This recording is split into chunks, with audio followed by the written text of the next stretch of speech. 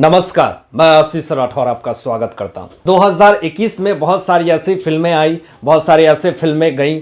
कुछ super hit हुई, कुछ सुपर फ्लॉप हुई और कुछ पूरी तरीके से वाहियात हुई, जिसको देख करके ही ऐसा लगा कि इसने मेरे पैसे पूरी तरीके से बर्बाद कर दिए।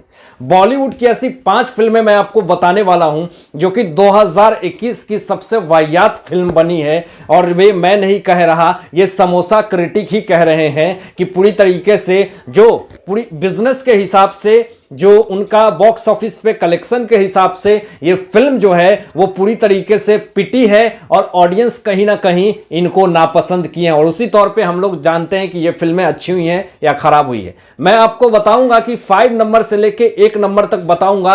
और पहला नंबर पे सबसे खराब 2021 की कौन सी फिल्म रही ये भी आपको बताऊंगा। हालांकि 2021 में कोई अच्छी फिल्म बनी नहीं है, क्योंकि जिस तरीके से अभी स्क्रिप्ट की भी डिमांड जैसी थी ऑडियंस की, वो लोग पूरा नहीं कर पाए। और प्लस कोरोना जिस तरीके से महामारी है, ओटीटी पे कुछ फिल्में रिलीज हुई लेकिन उनको भी पूरी तरीके से उतना ज्यादा पसंद नहीं किया गया। तो चलिए शुरुआत करते हैं 5 नंबर पे। जो 5वें नंबर पे फिल्म आई 2021 की सबसे, जो कम कहेंगे 5वें नंबर पे, एवरेज में आप कहें, राधे फिल्म, जो कि 200 करोड़ की बजट की फिल्म है। और ये मात्र लाइफ टाइम इसने पूरी तरीके से रिकवरी जो की वो 8 करोड़ रुपए की। यानी भाईजान की ये फिल्म जो है, जितना ज्यादा एक्सपेक्टेशन जो इन्होंने किया वो नहीं किया। भाईजान का कहना है कि मैंने रेस 2 बनाया लेकिन वो इतना ज्यादा वाहियात नहीं हो गया, रुक मैं इस बार एक ऐसी फिल्म बनाऊंगा जो उससे भी ज्यादा वाहियात होगी। और ये पूरी तरीके से उसमें सफल रहे।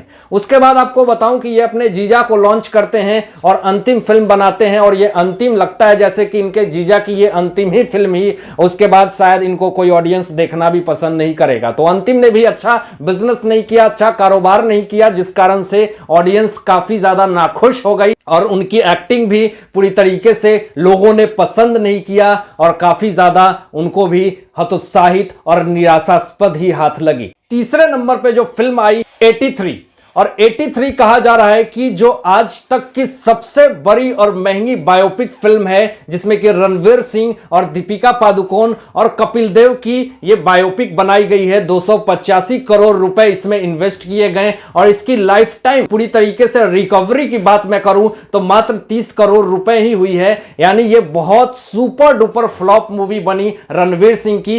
अब कही जा रही है कि ये फिल्म को रिलीज करने के बाद जिस तरीके से बॉक्स ऑफिस पे इनकी बिजनेस हुई है, उसके बाद जो है वो उन अपने फीस में काफी ज्यादा उनकी गिरावटें आ चुकी हैं और कहीं ना कहीं एडवर्टाइजमेंट भी मिलना मुश्किल हो चुका है। तो ये रणवीर सिंह की करियर की सबसे सुपर डुपर फ्लॉप मूवी आप मान सकते हैं।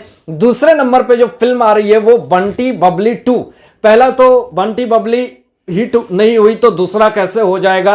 ये इसमें सैफ अली खान और उसके बाद रानी मुखर्जी ने इस फिल्म में रोल किया है। और कहा तो ये जा रहा है कि इस फिल्म की शुरुआत कहां होती है और एंडिंग कहां होती है पता नहीं चलता। इस फिल्म में क्या लोग दिखाना चाहते हैं ये भी पता नहीं चलता। इस फिल्म को पूरा आप देख लेंगे और लास्ट में ये कहेंगे कि हैं ये क्या। तो इस तरह क्या रिएक्शन अगर आपको देना है तो आप बंटी एंड बबली 2 जाकर के देखें, अन्यथा पैसों को बर्बाद ना करें। पहला और 2021 का सबसे बड़ा वाहियात फिल्म जो आया वो आप उसको सुनेंगे तो कहीं ना कहीं आपको लगेगा कि उस पैसे को इससे अच्छा है कि किसी गरीब इंसान को दे दे तो शायद वो दुआ देगा। लेकिन अगर इस फिल्म को देख लिए तो बद्दुआ से ज्यादा कुछ नहीं मिलेगा। बताएं आपको कि हंगामा एक फिल्म आई थी बहुत पहले, तो वो काफी ज्यादा सुपर डुपर हिट हुई थी। लेकिन हंगामा 2 आई 2021 की सबसे वाहियात फिल्म, जिसमें कि शिल्पा शेट्टी ने रोल किया था। और शिल्पा शेट्टी 2021 में कंट्रोवर्सी क्यों मानी गई, उनको लेकर के भी ये फिल्म काफी ज्यादा विवादों में घिरा रहा। और ये 2021 की सबसे बड़ी सुपर डुपर फ्लॉप मूवी बन करके रह गई। ऑडियंस ने सरे अंडे और सरे टमाटर इस फिल्म पे फेंके।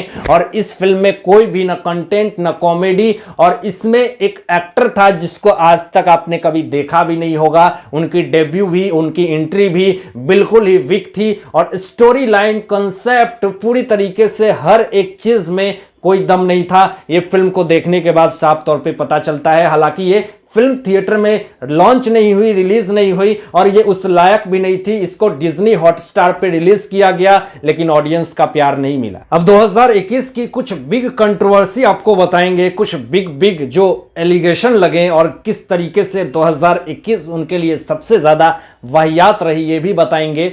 सबसे पहले बताएं आपको कि किस तरीके से रिया के ऊपर जिस तरीके से उनकी भी एक फिल्में आई थी चेहरे, जो कि आप कहेंगे एक नंबर से भी जो फ्लॉप कहें, सुपर फ्लॉप जो हुई फिल्में, लोगों ने पूरी तरीके से इस फिल्म को पूरी तरीके से बायकॉट किया, इस फिल्म को ना देखा।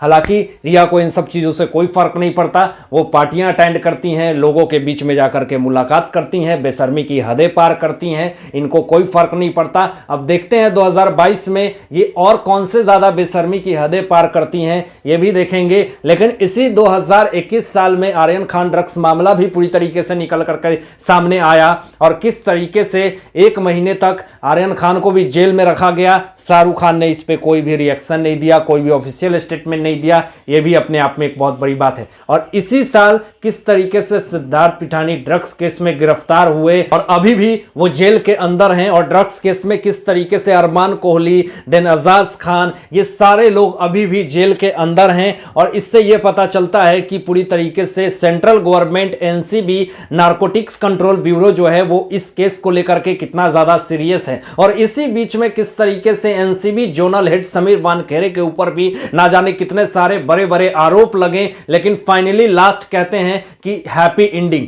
इस तरह से एंड होते होते उनके सारे जो एलिगेशन, नवाब मलिक ने जिस तरीके से उनके ऊपर फर्जी बर्थ सर्टिफिकेट को लेकर के आरोप लगाए, तो जॉब को गलत तरीके से लेने का आरोप लगाया, उनको मुस्लिम करार दे दिया, तो इन सब चीजों पे जिस तरीके से उनके ऊपर जो वसूली का जो आरोप भी लगाया कि 25 करोड़ का वसूली जो आर्यन खान को लेने का मामला, जो इसलिए उनको गिरफ्तार किया गया, ये सारे आरोप जो लगाए वो भी अपने आप में पूरी तरीके से निराधार हो गया। और कहीं ना कहीं ये समीर वानखेड़े जी की जीत है। 2021 उनके लिए सबसे बेस्ट और सबसे अच्छा है, लेकिन नवाब मलिक के लिए 2021 इसलिए खराब है क्योंकि इनके ऊपर 1000 करोड़ से ज्यादा डिफेमेशन केस हो चुके हैं, मानहानि केस हो चुके हैं। अब ये कोर्ट के चक्करे लगा रहे हैं और मोहित कंबोज जो है वो साफ तौर पे हर रोज इनके ऊपर ट्वीट पे ट्वीट, समन पे समन ये किए जा रहे हैं। और कहा तो ये जा रहा कि नवाब मलिक ने अपने ही खुद बयान में दिया कि अब मैं क्या करूं, वो खुद डरे हुए हैं और सहमे हुए हैं, क्योंकि जिस तरीके से अब उनके ऊपर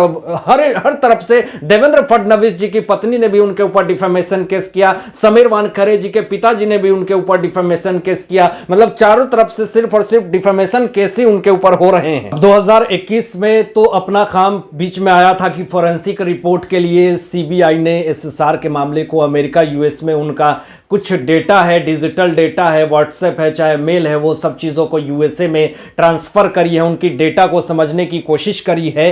तो 2021 में तो यही बड़ी खबर निकल करके सामने आई। देखते हैं कि 2022 में सीबीआई का क्या एक्शन आता है और क्या रिएक्शन होता है, इस पर क्या कुछ बवाल होता है या नहीं होता है, ये कुछ बयान देंगे भी या नहीं देंगे, क्योंकि 2020 के केस को 2021 में लोगों ने वेट किया, बहुत ही उम्मीदों से, बहुत ही पूरी विश्वास से इनको ये केस को दिया गया था। लेकिन अभी भी 1.5 साल से ज्यादा होने को है, लेकिन अभी तक इनकी ऑफिशियल स्टेटमेंट नहीं आई है। देखते हैं कि 2022 में क्या बड़ी खबर और बड़ा खुलासा सीबीआई की तरफ से होता है। तो ये पूरा देश और दुनिया आज भी वेट कर रहा है और तब तक वेट करेगा जब तक कि सीबीआई अपना ऑफिशियल स्टेटमेंट नहीं देगी। हालांकि इन सारे मुद्दों पे, इन सारे बातों पे आप लोगों की क्या सोच है, आप लोग क्या सोचते हैं इस विषय में, अपनी विचार जो व्यक्त कीजिएगा। और ऐसे ही लेटेस्ट अपडेट पाने के लिए इस चैनल को सब्सक्राइब करके बेल आइकन प्रेस कर दीजिएगा और अपना ध्यान रखिएगा। जय हिंद।